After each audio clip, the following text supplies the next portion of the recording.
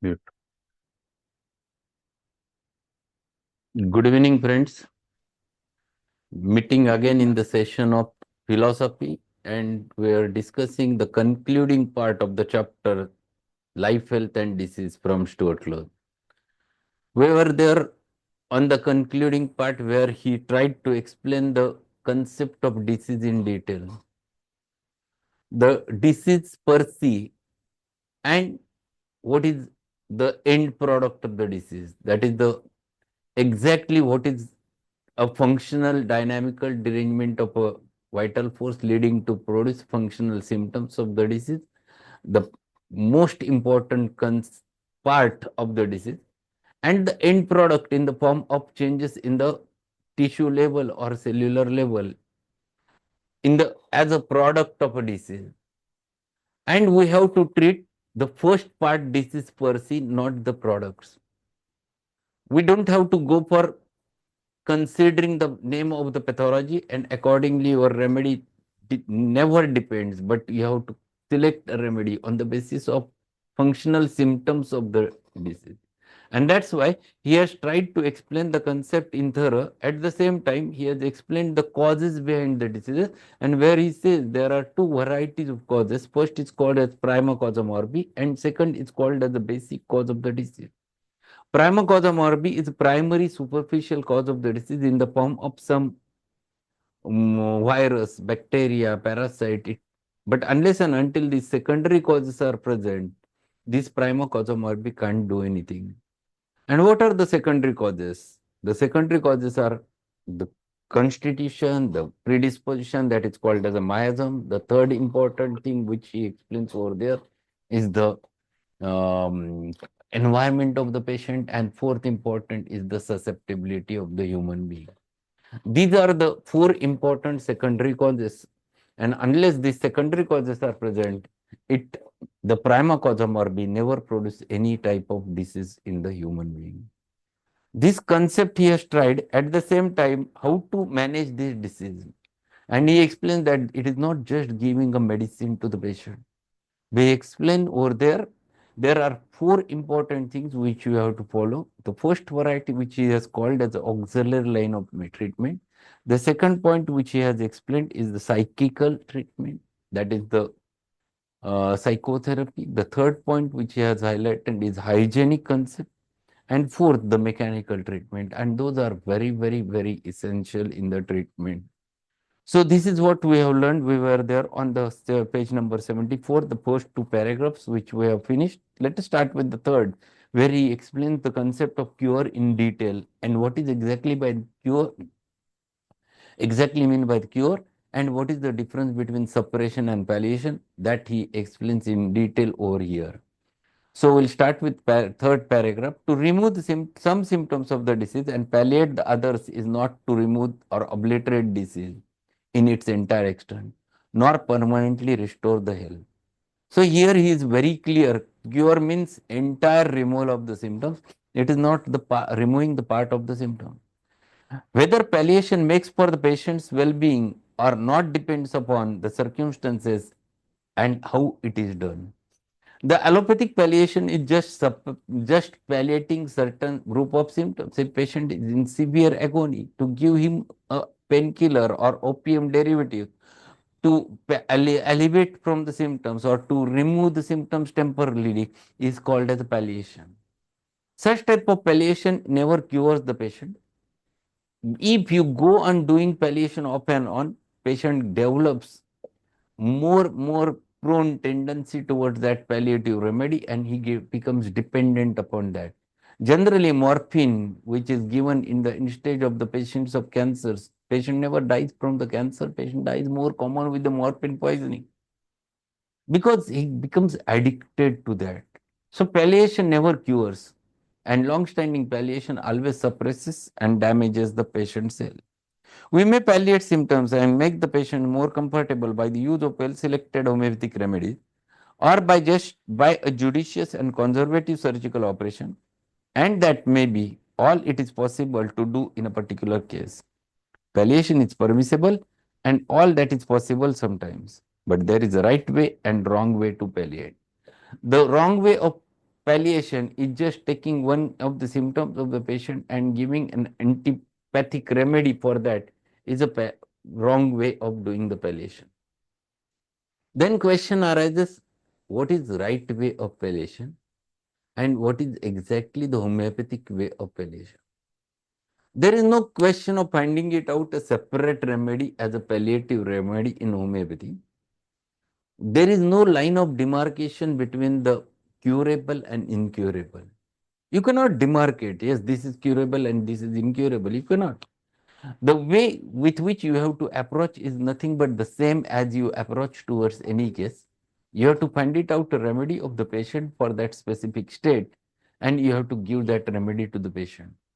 If patient state is curable, his strength is good, his constitution is good, then it will turn again reverse the things and patient might get cured. If it is beyond that, the same remedy acts as palliative in that case. So the question of palliation or cure never depends upon the remedy, it depends upon the state of the patient. And accordingly, either it palliates or either it cures. There is no other way with which you have to give the remedy. So there is no question of doing surgery, doing or giving local application like that. It's not palliation in homeopathy. The palliation in homeopathy is finding it out the same simillimum and give it to the patient. The wrong way of palliation often leads to metastasis to more important organs. That is always bad for the patient because it leads to further complications and suffering. So, the bad way of palliation is nothing but by local application, by local surgical procedures, all that. The right kind of palliation is curative as far as it goes. That is, it is achieved by the application of the curative principle, but in the nature of the case or exigencies of the situation. Cure in the complete sense may be impossible because the case has passed beyond the curable stage. We must learn to distinguish between incurable disease and disease which has reached to the incurable stage. There is no such things as incurable diseases. Underline this sentence. You cannot say this case is incurable. You can't. I have treated many cases where it looks incurable, but I have given the right simillimum and case has reverted. It has been defined to the patient that there is a life of 3 days to the patient. And I have given the remedy and patient is alive after 9 years. There is no more recurrence of the disease after giving right homeopathic stimulus. So you cannot specifically label there are incurable diseases. It is your duty to find it out, right simillimum, give it to the patient and wait for the results. If it is beyond curable state, then it will same remedy will work as a palliative. And if it is not up to that level, it definitely cures that patient. So the sentence which has a meaning, there is no such thing as incurable diseases. All diseases are curable before they have reached a certain stage, and that does not necessarily mean that we must begin to treat child 300 years before it is born, as Dr. Oliver Wendell Holmes humorously but pessimistically said. So the comment which has made by this Dr. Oliver is just a matter that you must treat the child 300 years before it is born and then you can prevent the disease. It is just humorously said comment. It is not like that. Then what you can do?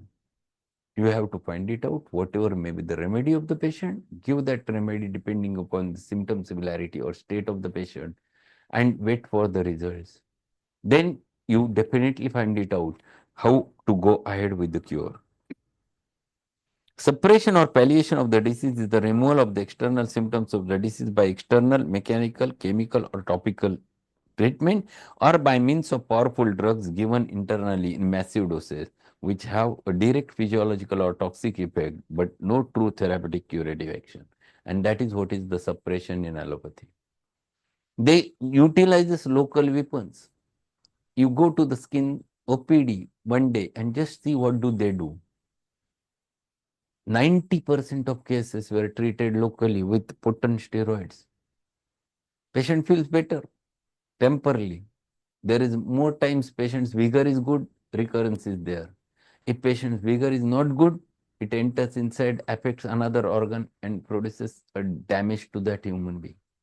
And this is what is a suppression. To the suppressed case always goes bad. As an example of metastasis frequently observed and verified, take the surgical obliteration of rectal fistula resulting from an ischiorectal abscess in a tubercular patient without having previously submitted the patient to a successful course of curative medical and hygienic treatment. What happened in such a case? The local, visible rectal symptoms are removed, the fistula is gone, but what about the patient? The interior systemic disease, which up to the time of the operation may be said to have tentatively expressing itself in the rectal lesion, to the temporary relief of the organism and protection of the vital organs, now breaks out in the lungs and hastens the patient to an ultimately untimely grave. A possible curable case has been rendered incurable and the patient's life sacrificed because the physician or surgeon has failed to recognize the true indications of the case. See, very clearly he has mentioned over there and given very good example of suppression. And this happens quite commonly. The fistula in ano generally suppressed with the surgical measure and patient died because of myocardial infarction. Disease has shifted from less important organ to vital organ, metastasis to vital organ, damaging the health of the human being, many times the death of the human being. A possibly curable case has been rendered incurable and patient's life sacrificed because a physician or surgeon has failed to recognize the true indications in the case. The abscess or fistula acts as if they were the vent or exhaust of the disease, affording temporarily safety to the vital organs. Close the exhaust and an explosion follows. Very, very important thing which he has mentioned about suppression. And this is the common thing which happens in allopathy. If there is fistula, fistulectomy. If there are piles, removing the piles, hemorrhoidectomy. The appendix is increased in size, appendicitis is there, appendicectomy. This Tommy always affects the human health. It removes the organ, but disease has transferred to the very vital organ because of this measure. The practical bearing of the foregoing consideration appears when we come to the treatment of disease. If we regard the external, tangible manifestations as all of the disease and make them the object of treatment, we are likely to lose the sight of the logical relationship between cause and effect, overlook important etiological factors, invert the natural order and direction of the treatment, and the end of using measures which can result only in failure or mere palliation instead of cure. Such treatment fails because it is one-sided and superficial. It is not guided by knowledge of the true nature and causes of disease and the real and their relation to the external manifestation. So if you think that tumor is the disease, if you think any external manifestation is the disease in the form of eczema, and if you just treat it locally, you will not going to get any type of cure, but either a palliation or a suppression. If suppression happens, it is always bad for the patient cell. It turns inside and affects the life of the person. I have seen it n number of times. There was an old man who was diabetic who used to come to my father's OPD daily for taking the insulin twice a day. He has developed an eczema on lower extremity. And he asked me, Doctor, can you give any medicine to apply over there? I said, no, don't apply anything. Or if it is there, let it be. It will not cause any trouble for you. You just better to apply coconut oil, nothing more than that, and don't apply any ointment. He never listened to me. I said, if you treat it locally, you will have anything bad problem. He never listened. He went to the skin specialist and took the treatment. He has given the clobetasol on that eczema. He applied that at night, and in the morning at 5 o'clock, he has a massive infarct. And then he was admitted, luckily survived, and he said he came for the insulin again and said, Doctor, you would have saved. If I would have not applied that, I would have not had an heart attack. This is what n number of times I have observed, that you treat it locally and it enters inside, affects vital organs.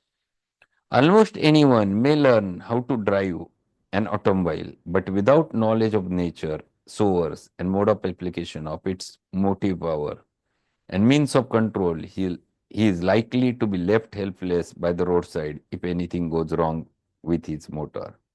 Life is power which runs the human automobile, and who would run it successfully, be able to adjust and repair it when things goes wrong, must know the nature and laws of that power.